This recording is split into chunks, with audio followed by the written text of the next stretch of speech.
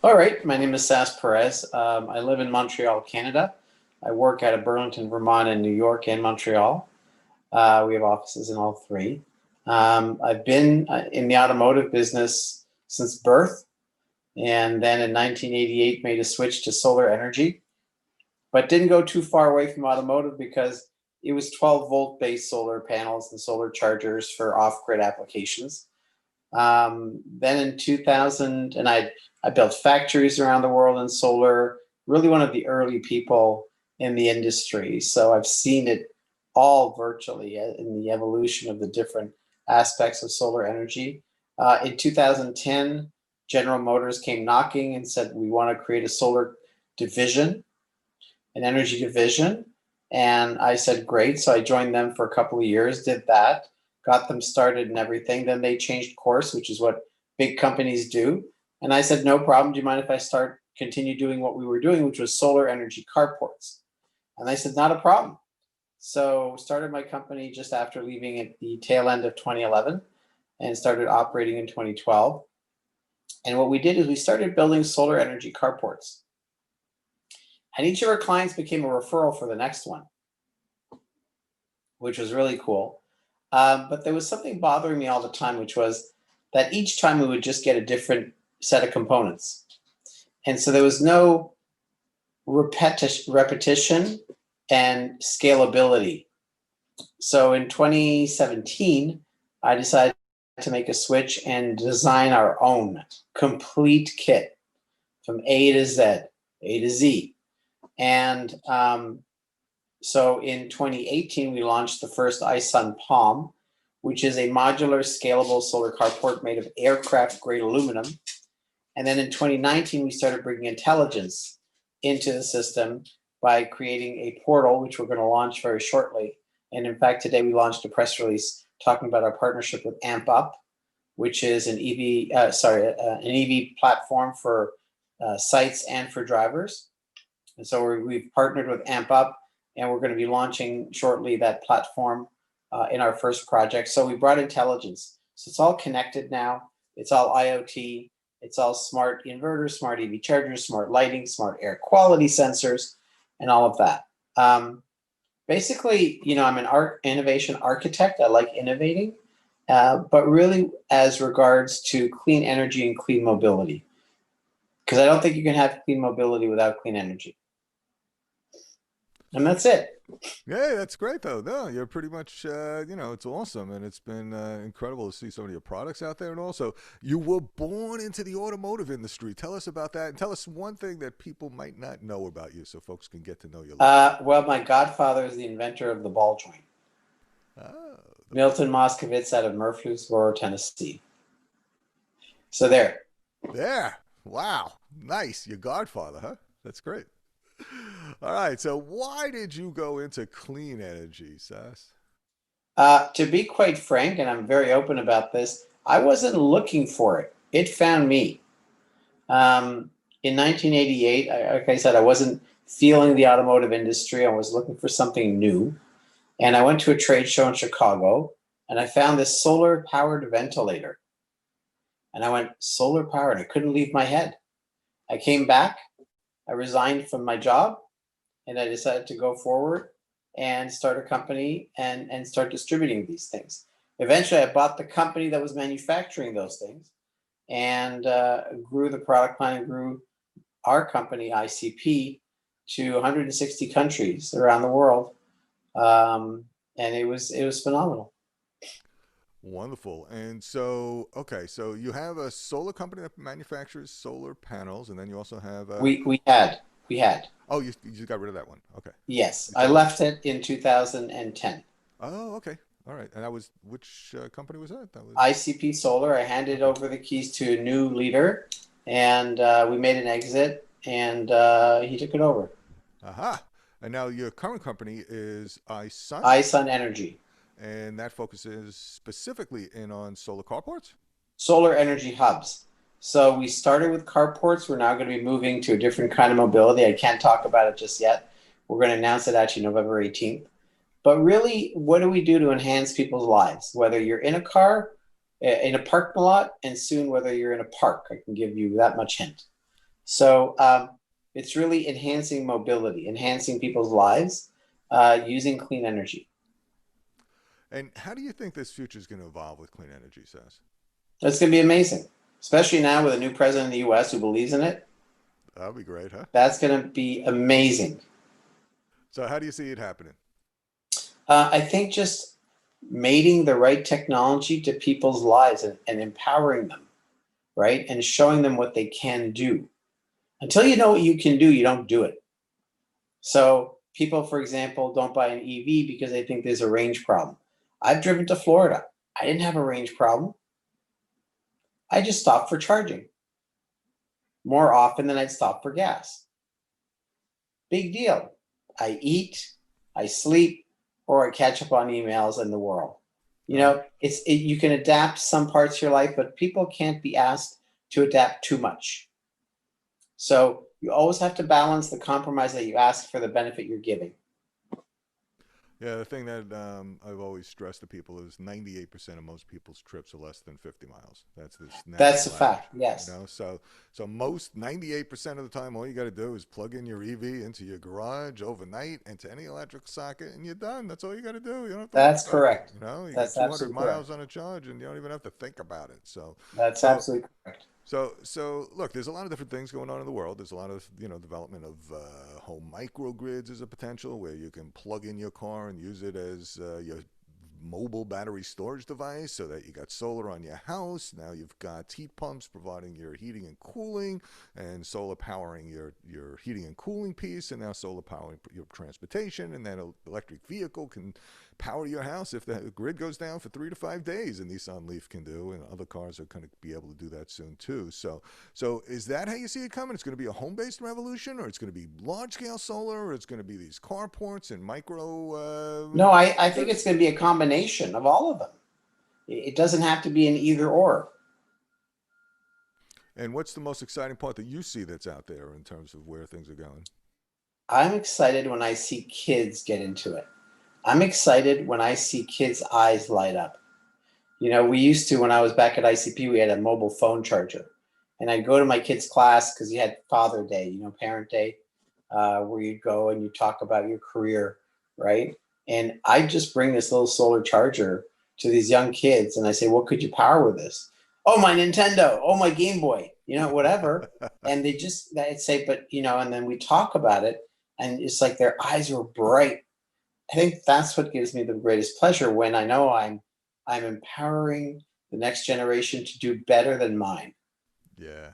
Isn't it always great when you see those kids step up and they take stuff on and just take it to a whole nother level, right? So Exactly. yeah, a year and a half ago, I ran a electric vehicle video contest for high school kids, and I was blown away by both the winner, especially, but then just the enthusiasm and the perspective and how they looked at the whole thing and how they made it all happen. So awesome, fantastic.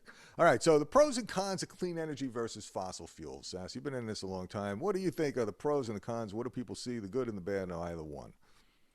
Well, obviously, I'm not going to see any con. I think right now what we have is an imbalance in a value set. What I mean by that is fossil fuels, you have to create secure shipping lanes and channels. You have to accept emissions, right? Yep. So we don't have a level playing field because when it comes to solar energy, you don't have those issues. Nobody's ever attacked a solar farm. No one's ever created a war over a solar farm. True. So there's an imbalance in the costs allocated to the different energy sources. And until you find a way to balance that, you're never going to see it as affordable, right? You hear all the time, oh, EVs and solar, they're too expensive. When it gets cheaper, when it gets affordable. So, Elon Musk talked about pricing carbon. Until you price carbon, until you price those other things into it, how can you ever see a level playing field?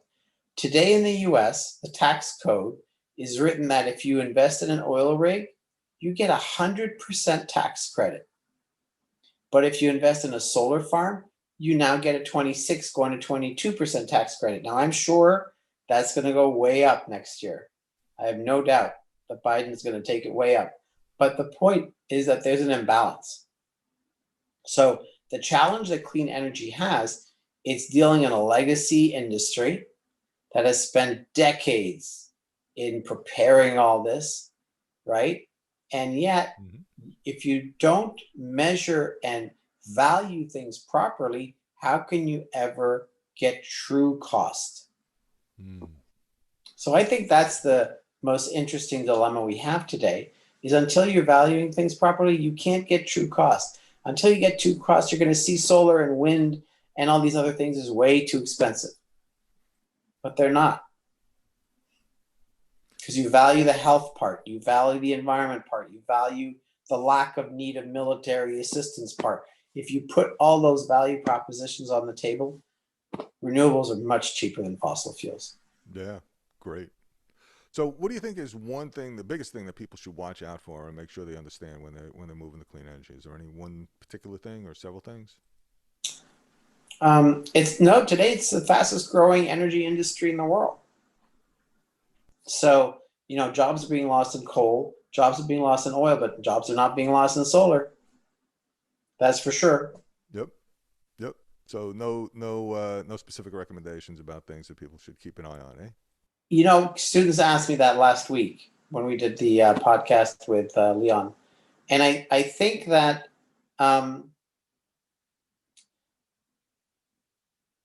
whatever tickles your fancy. I mean, you can have a chemical engineer go into the composition of a solar cell, a crystalline solar cell, and the coating that makes it reactive, and how do you adjust those. You could have a mechanical engineer, the physical structure of a solar panel. You could have an electrical engineer, the electrical conductivity of the materials of the solar panel. You can have a civil engineer, the installation of the solar panel. You can have a structural engineer, the mechanical design of the framing and structures that hold the solar panels. So engineers, it's like so many different areas that they could go into. Marketers, obviously, salespeople, obviously, finance. There's all kinds of new finance options today to finance your energy system. So it's really wide open. Yeah, on the jobs front, as we like to point out, there's a national group called the Environmental Entrepreneurs, or E2, across the U.S. And one of the things that they do is they document the amount of clean energy jobs there are. And it's, Okay. really astonishing to find that Fantastic. 3.4 million Americans currently working in clean energy. That's triple the amount that are in fossil fuels. And it's growing faster than anything else, right? Fossil fuel industry is shrinking and the clean energy industry is expanding dramatically. So, and with the new administration and their focus on moving ahead with climate issues, I think we're going to see a dramatic expansion in that opportunity as well. All right, great. So what's the next step for you, do you think? We're launching a new product on the 18th, which takes us out of the parking lot and puts us in the park. That's all I can say. But basically, when I talk about mobility, you think of different forms of mobility. So in a park, you can have scooters, you can have bikes, and you can be walking. So we're going to be launching some infrastructure that empowers those things with solar energy. Outstanding. So electric bikes, electric scooters, all those sorts of electric whatevers, and some mobility, eh? Maybe? Who knows? Yes. All right. There you Well, go. I don't want to take away your upcoming announcement. I'll look forward to seeing it. All right. Well, we like to sometimes, most people have had this really a bad experience, kind of their worst experiences that sometimes led to lessons that they then incorporated into their life. So, if I may, what would you share? What was your worst clean energy moment? My worst moment had to be when I had to sell off a part of the company because it was no longer sustainable, and 30 jobs were affected. This was back in 2007. And when you're a leader and you know that people come in to give their heart and soul, but they're doing that because they're paying their rent and their kids' food and schools and clothing and all that. And when you have to let those people go, I took that personally, Sure. very personally. So I would say that was my hardest moment. And what would you say your lesson learned out of that was? Um, it was amazing how people turned to me and said, "It's not your fault. thank you for the ride. So the empathy that I got back from those people, and I think it's a matter of what you give. If you give it, you get it back. If you don't, you won't. So that was a great lesson for me. Okay. I still felt terrible, but they certainly made it easier. Yeah, yeah, yeah. And the what you get back what you give is what goes around comes around is definitely part of Yep. its pieces of life, right? So, all right. How about your biggest aha moment where you got something suddenly that like you hadn't thought of before that came to you and then changed your way of thinking? The mobile charger that we launched in 2002, do you remember a company called Radio Shack? Yeah. Okay. So we went to them and they said, when can we have it and how many? And it was amazing. It was the original iSUn solar charger. Because the iSUn brand, well, actually, that's my aha moment, if you will. 1999, I sat in front of an iMac and I looked at it and I went, iSUn. And I registered the brand. Before the iPhone or the iPod or the iPad or the iRobot and everything else, I registered iSun back in 1999. So Nice. I'd give that to be an aha moment. I would say, man, iSun, how great, huh? All right, well, we'd like to enter the pulsar round. This is where we go for a short, succinct, and amazing and mind-blowing answers to these questions. Are you ready? I'm ready. All right, here we go. What's the best advice you've ever received? Listen more than you speak. Nice. One of the personal habits that contributes to your success. Tenacity. Don't quit. Excellent. An internet resource that you'd like to share that you think people should be aware of. iSunEnergy.com. Of course. A book you'd like to recommend to people. The Power of Intention. Excellent. If you had a magic wand and you could wave it and change one thing for everybody in the world, what would it be? No more fossil fuels. Ooh, great.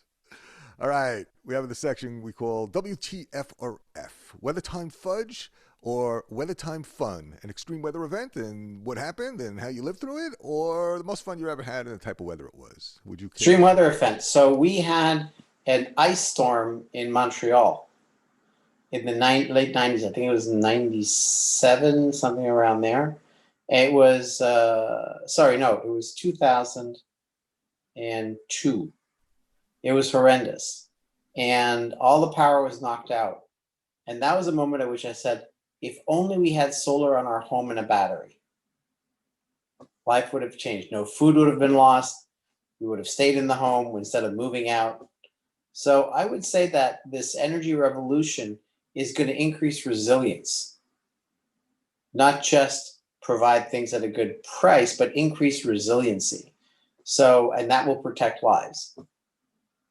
And as we enter this extreme weather piece of climate, which is going to come, even if we made the transition today, we're still going to suffer the effects of climate overload at this point.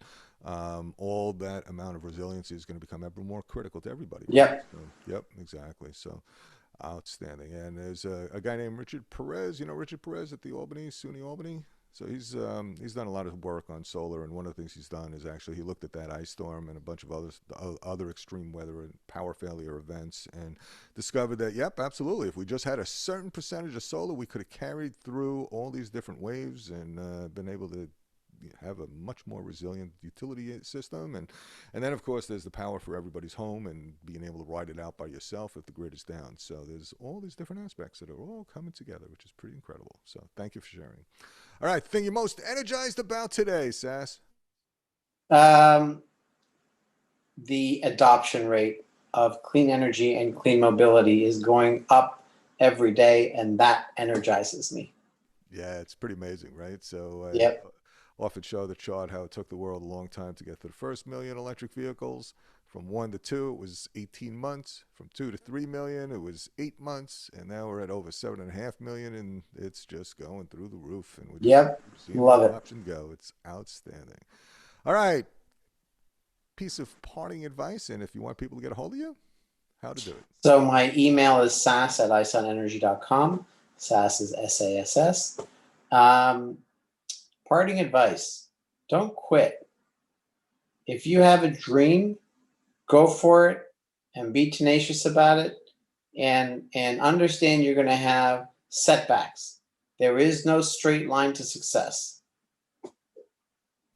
Outstanding. Thank you so much, Sass. Anything that we missed that you wanted to touch on? No, this has been great. This has been amazing. Well, thank you so much for joining us. As you may have seen, this is a show about the awesome forces of nature, the power of the air, water, earth, and sun, the first four letters of awesome, and then you and me, the 7+ billion of us on the planet, the fact that we're having an impact. We all are awesome, and with this transition, we can absolutely make a difference and have a positive impact. And Sass, you've been doing this for a bunch of years. Really looking forward to your announcement. If you would keep me posted on it. And Yep. actually, I'd love to see if there's some way that we might work together on some future projects.